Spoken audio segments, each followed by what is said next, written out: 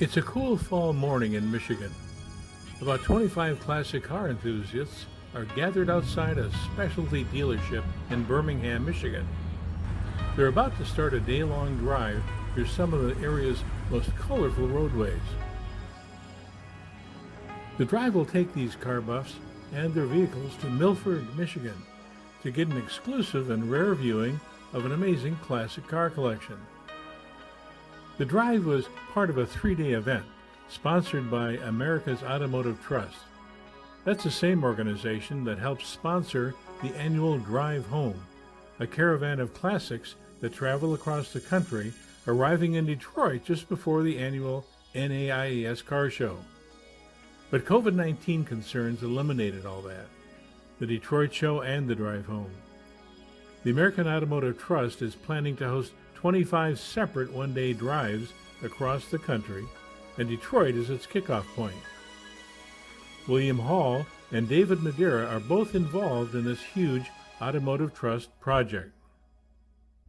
Due to COVID and some other challenges, the date changed with the NAIAS and just a general uncertainty. We wanted to do something smaller that still shows that we had enthusiasm, but something safer, and also a model for what may be a way for the car community to get together in these uncertain times in safe numbers and also in safe distances.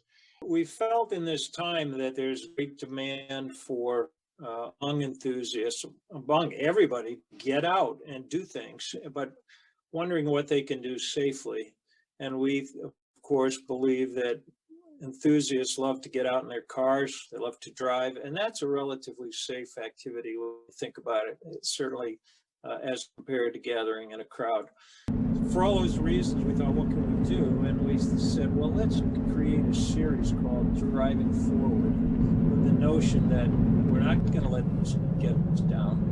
We're going to continue to move forward and trying to create activities and opportunities for enthusiasts to get out, to drive the car, for cars to be seen, and to find safe ways for us to do that together. And because we can't caravan from one state to another without the possibility of spreading COVID. When you go into the Heritage Collection, it's like a time capsule of the automobile industry as a whole, because as you guys experience, there's no real rhyme to the collection. There's certainly a reason behind all those vehicles, whether they meant something to Mike or his wife Maureen or a family member or something like that. All the vehicles have a reason for being in the collection. But as you notice, right, there's everything from VW vans to a Ford GT to CTSV station wagon to a 442 Oldsmobile and literally everything in between, and an ice cream truck, right? But it really is just a celebration of the automobile industry and truly the LaFontaine family and Mike LaFontaine Sr.'s love of the automobile. I've not seen anything similar to LaFontaine classic cars.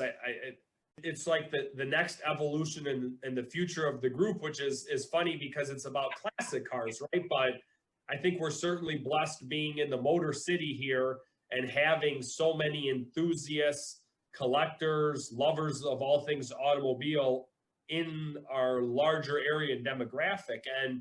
And truly, LaFontaine Classic Cars came about 2 years prior. Mike and Maureen were driving through downtown Milford, drove past this vacant building on the corner there, and Maureen looked at Mike and said, "Hey, will you buy that for me for my birthday?" And fast forward, Mike did buy the building. And then really they set forth this plan, and it's a true tribute to Maureen, the LaFontaine family, and continuing on the family business down the road. No one would ever think that you would run out of space when you look at the size and scale of both the Heritage Collection and the existing pole barn that they built adjacent to that building. But as you and Luis can attest, there is not much room. You could barely slide a piece of paper between some of those cars. And now we've got second layers to cars. And every time I go, the collection gets bigger and bigger, which is remarkable and mind-boggling all at the same time. But people that love cars love cars. And I don't think we're losing that passion. I attend almost every Saturday morning when weather permits and my schedule permits. I generally go to a Cars and Coffee event. And as you guys know, there's one just about on every street corner across Metro Detroit, right? And I can rattle off a dozen right now, top of mind. But the fun thing for me is not only representing LaFontaine Automotive Group and taking a vehicle to show off and connect with enthusiasts, I actually bring my daughters. So I have a 2-year-old and a 4-year-old, and I'm quickly recruiting them into being my new car gals.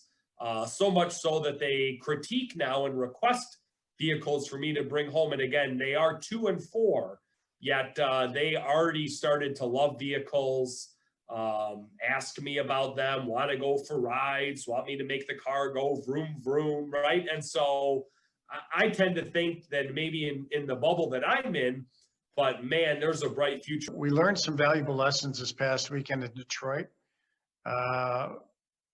In other words, success looks different now than what it may have 2 years ago. We're going to have to get used to the idea of not seeing these densely crowded photographs of a car show or meetings or car show, auto shows. It's going to have to be spaced out, and it's not going to come across in the same way as it has in the past. But yeah, we're planning on a big drive home next year. We're going to start in California. It's going to probably take upwards of 15, 18 days, doing a circuitous route around to Detroit. But hopefully the situation has changed a little bit and improved by then. And hopefully there's still an appetite for that kind of event.